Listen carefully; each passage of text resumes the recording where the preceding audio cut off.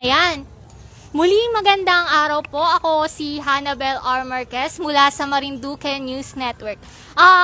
Kung kanina ay nasaksihan po natin at nakausap ang mga moryon, ay ngayon naman po ay nandito po tayo sa Casa Real upang interviewin ang mga Buwak Municipal Scholars.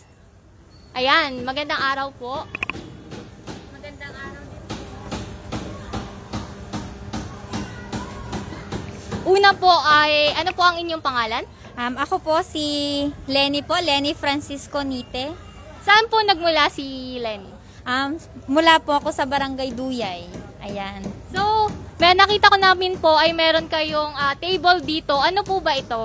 Yung table po namin dito ay para sa registration po ng Muryon at para na rin po sa mag-pa-schedule po sa tour guiding po. Dahil kabahagi po ang Buwak Municipal Scholar ng ating Tourism Office po para mag-assist po ng ating mga tourist. Ano po ba, since tourist guide po kayo, ay ano po yung pangkaraniwang tanong ng mga tao sa inyo? Unang-una po, yung mga turista po pag dumadating, tinatanong po nila yung package po na binibigay namin.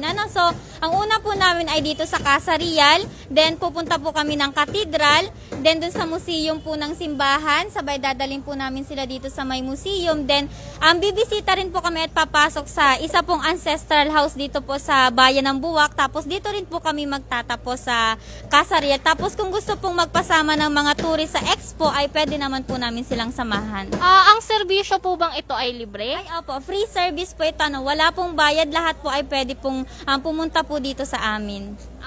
Ano po mensahe po para sa mga gustong pumunta dito?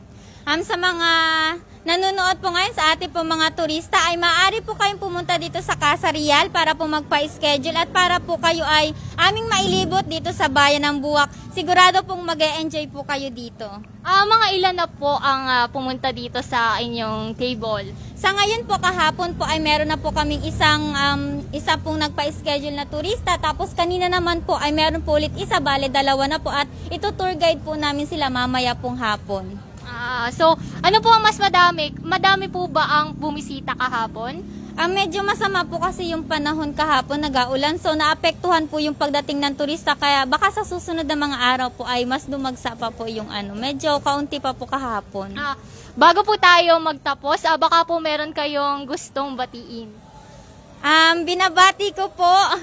Siyempre, yung mga kasamahan ko pong scholars dyan, nagpapasalamat po ako sa kanila. And siyempre po sa ating pong mga kababayan dyan na nanonood or sa kahit saan po kayong lugar sa aking pong mga pamilya. Ayan, magandang araw po.